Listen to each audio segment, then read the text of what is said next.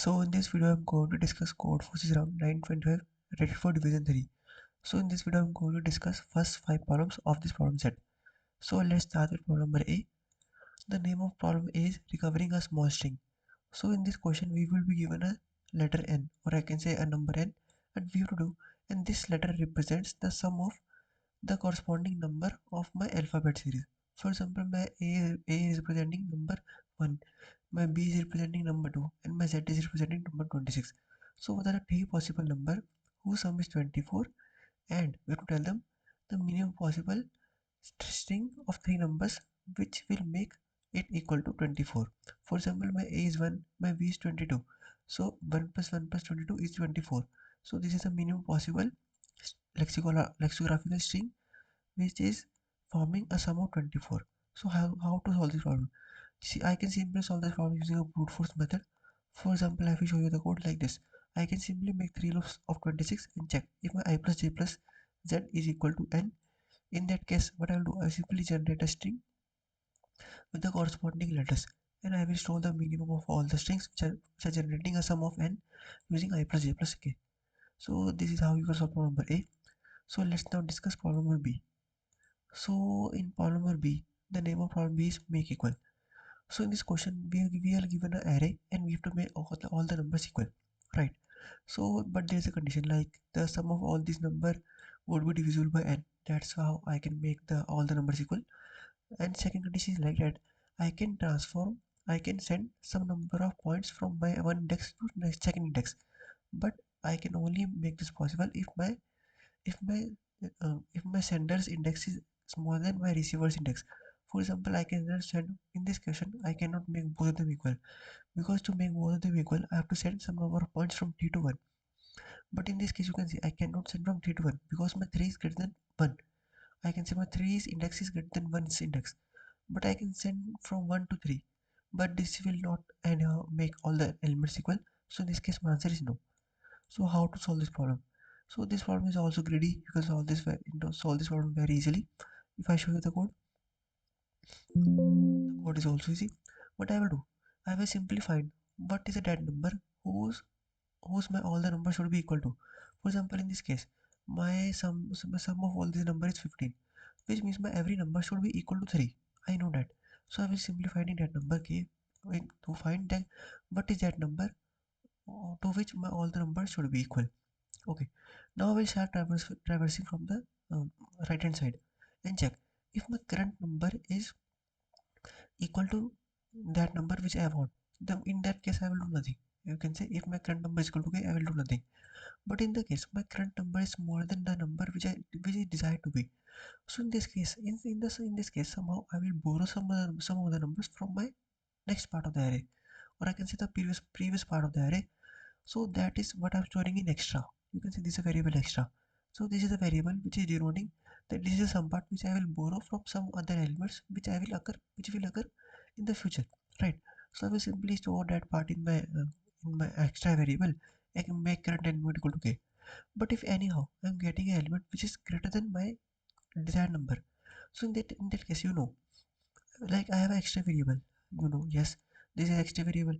So if the extra quantity of my current variable is greater than the extra required, which means, for example, if my current number is, let's suppose, 10, and the number which is here is desired to be like 5, I want here to be 5. Okay, and previously there is some requirement of, like, for example, there is some 4 coming, there is some 3 coming, and there is also some 1 coming. uh, let's suppose make it um, 3 only, yes. So to make this equal to 5, to make this element is equal to 5, I have to borrow some extra elements from this to give it to this.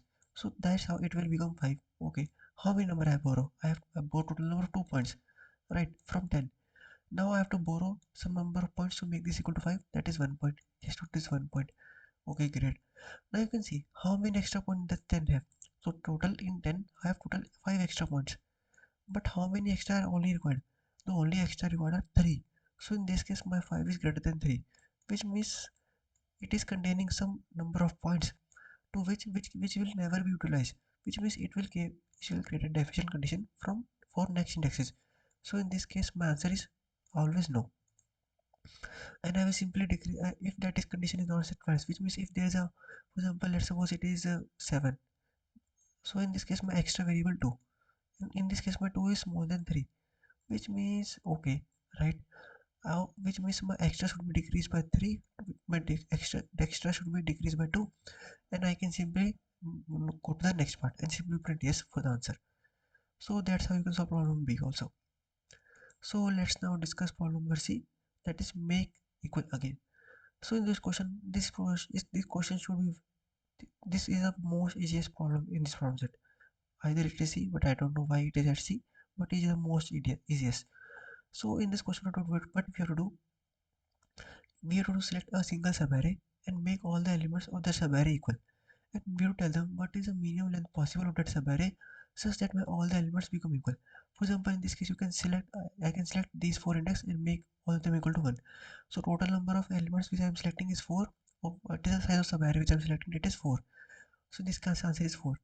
In this case, my all the elements are equal.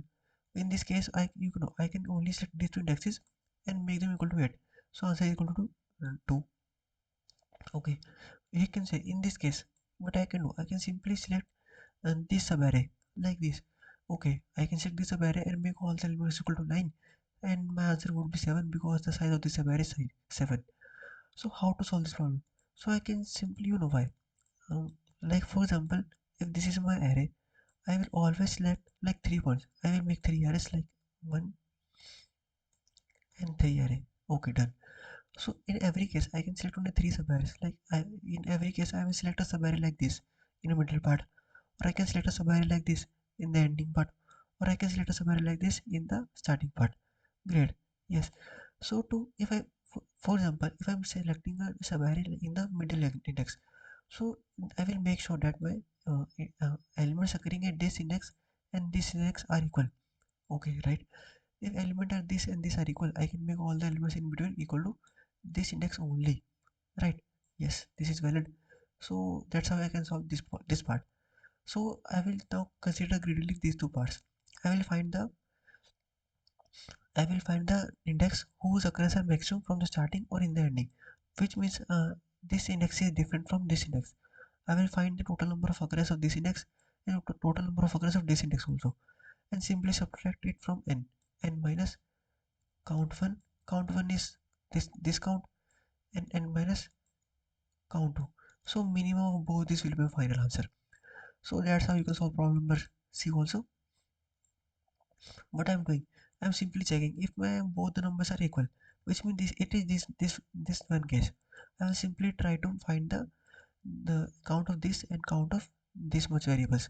Okay, I will find the count of both of the variables, and I will simply print the answer and minus count 1 minus count 2 in the end. Great, yes. But if the both the numbers are equal, not equal, which means this is not equal to this number, then I will find what is the maximum possible length. Either of this this is maximum, or either this is maximum. So in either case, if this is maximum, I will simply print n minus count 2. If this is maximum, I will simply print n minus count 1. So what I am doing here is simply that only. I am simply finding the number of count 1, and this is number of count 2, and simply printing minimum of n minus count 1 and n minus count 2. So that's how you can solve problem number C also.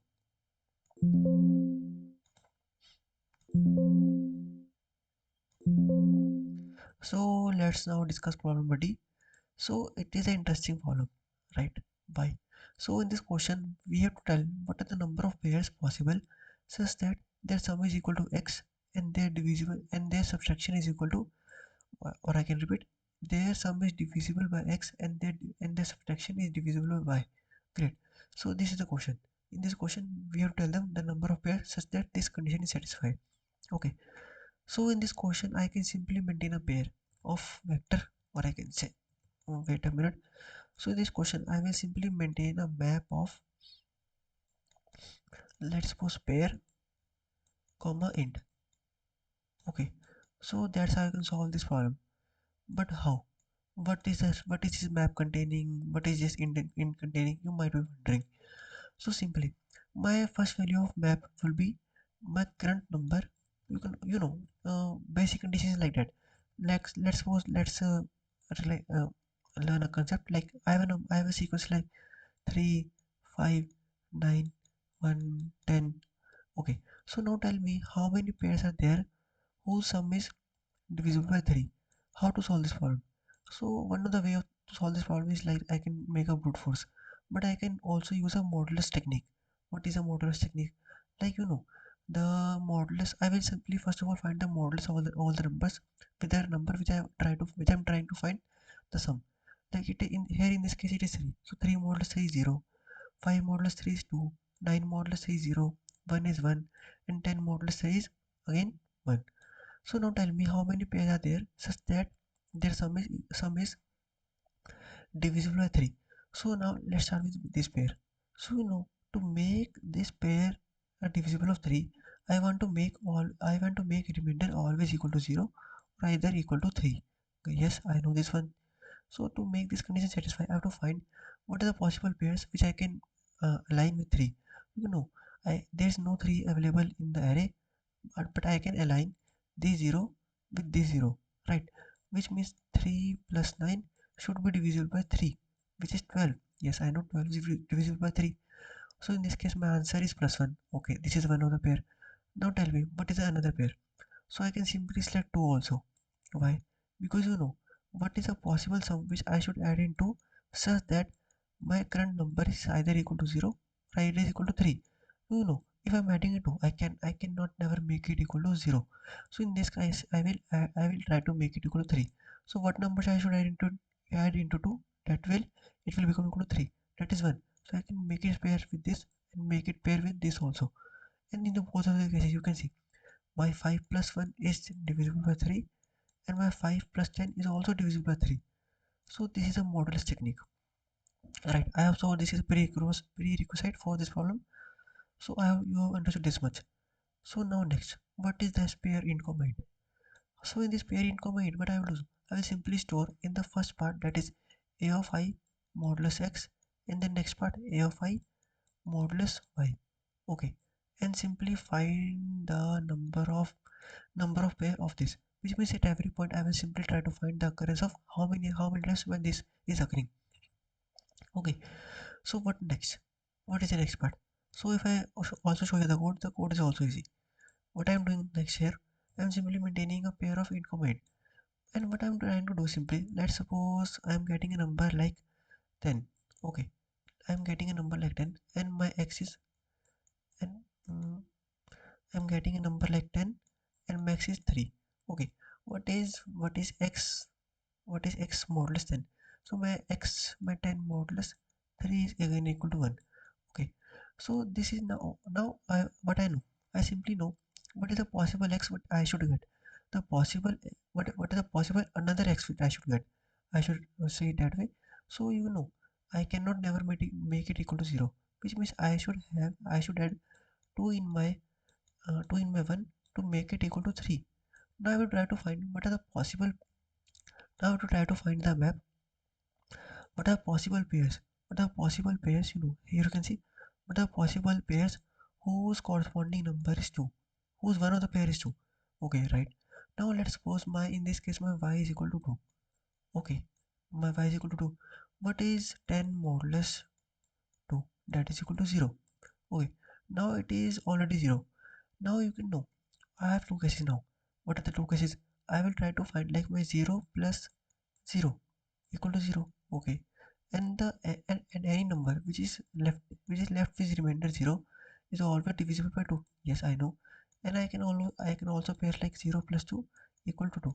And you know that also, that any pair with modulus remainder as a 2, that is also divisible by 2. Yes, okay. Thus in this case I will check both of the cases like pair. What is the first pair which I am requiring? The first pair which I am requiring is a pair of 2 to make that number, to make sum of the both number equal to 3. Okay, 2. What is the next pair? The next pair can be equal to 0 or can be equal to 2 also. So you simply try to find the number of occurrence of pair 2 comma 0 or occurrence of 2 comma 2, so that my number 10 is satisfying both of the condition, which means if I'm adding any number in my 10, that number should be divisible by 3, and if I'm subtracting any number from my 10, that number should be divisible by 2. So this is the whole condition. But there is a catch in divisible. There is a catch in minus condition. Like you can see that if let's suppose I'm taking number like 11. I'm taking a number 11. I'm taking a number 11. So for three condition, for the condition of three, I know that my 11 modulus 3 is equal to 2. Or what is another pair which I want? So with corresponding to 2, I also can get a 1 to make that equal to 3, so that my sum of 11 plus that number whose modulus with 3 is equal to 1 is divisible by 3, and summation of both these numbers is equal to 3. But in the case of 2, I want the subtraction of both these number equal to should be divisible by 2. So in this case, which means I want a number like 11 minus some number. This is some, oh, I can say this is some number a, and that is divisible by 2. Okay, so this is the condition which I want. You can see this is the condition which I want. So in this case, what I can do, I can simply check if my current number modulus 2, if my current number modulus 2, what is that? That is equal to 1. Okay, so what is 1? I can simply check if my 2 minus, if my 2 minus 1 is existing. What is 2? 2 is that number. For example, if my x is 2, then my y is 3. This is x and y. So if my 2 minus 1 is there in my pair comment, then which means there is a pair. For example, like 11, and I am subtracting like 17 from it. 17 modulus 2 is also equal to 1, and 11 modulus that is also 1. What is 17 minus 11? That is equal to minus 6. And minus 6 divisible by 2. So that's what I'm trying to find here. I will try to find a pair of, I'm trying to find a pair of, in this case, 1 comma 1. So if I'm getting a pair of 1 comma 1, I will simply add the count and find the answer. Which means to get the answer for 11, I have to find a pair of 1 comma 1 in my map in comment array, and find the answer. So if I show the proper code now, you have understood the explanation. So that's what I'm doing here. I'm simply maintaining a pair of int comment and simply checking if there's a pair like x minus x a of I modulus x. What I'm trying to say is select that.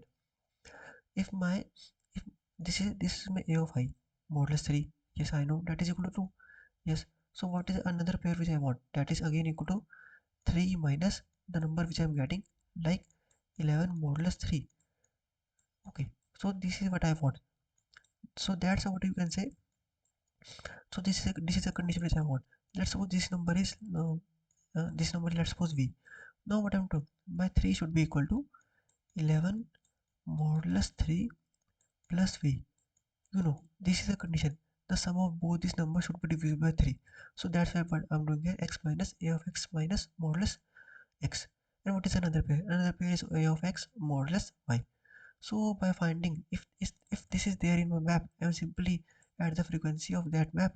Else there is also condition of 0. What I have said before, like either it can be equal to 0, either it can be equal to 1, or either it can be equal to 0, because my both the condition will satisfy in the two case. Why like that? My 2, if there is some number x and x modulus 2 is equal to 0, yes, then this is divisible by 2. And if my x modulus 2 is equal to 2, then that number is of course divisible by 2. So that's what I'm trying to say here. If my x modulus y is equal to 0, then in this case, I'm simply adding the count of 0 comma fi modulus x. So fi modulus 5. So I'm simply adding the frequency of that number also, and simply print the answer at the end. So that's how you can solve problem number D also. So let's now discuss the problem number E. This is the last question which I was able to solve in this problem set.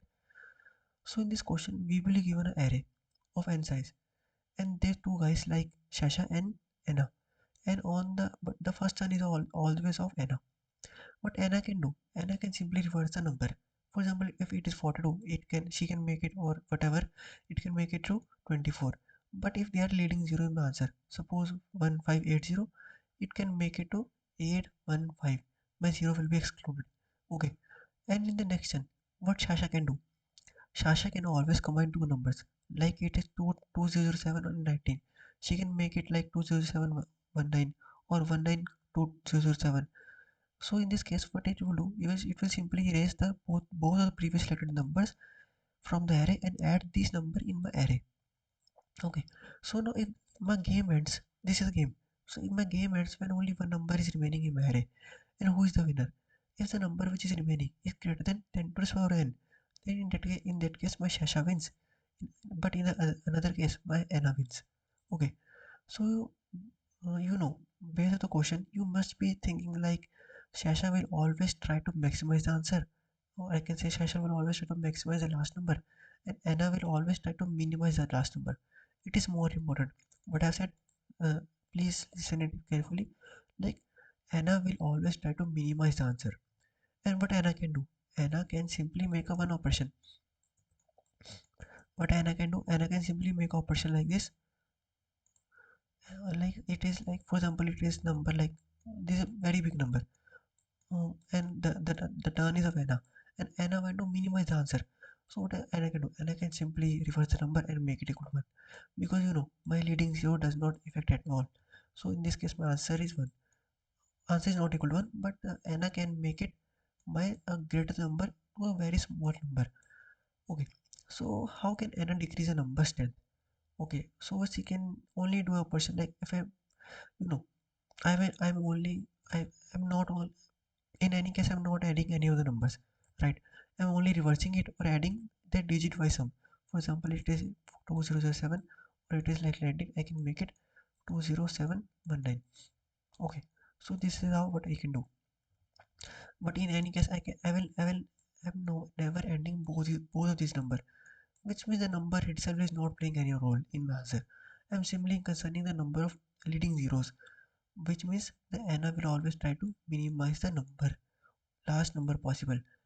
So okay, so what I can solve this problem greedily. But how? So one condition like Anna will always try to minimize the answer, right? How she can minimize the answer? She can select the largest possible number which is having largest possible number of leading zeros, or I can say like, leading not this number of zero which is coming ahead, and she will try to find that number which is having the most number of zero in the end, and she will reverse that number to make that number as small as possible, right? Okay, for example, if I'm having a number like 270, like 2100, another number 200, and another number like 270130, so what number should Anna reverse to make my sum as least as possible? You know what that if I'm trying to if I'm trying to reverse like 21 and 1, let's suppose it is also containing like one more zero here. Okay, so what number should Anna should reverse to get the minimum possible result, which can also help her in the future. So she will always reverse that number who's having largest number of zeros in that. For example, it is having 3, it is having 2, and this number is having 1. So she will make it like 12 and 100 and 270, 1 and 3 and 0. Okay, so she will always try to minimize answer. So but how can I find it? I can simply maintain a priority queue for this, and you know why.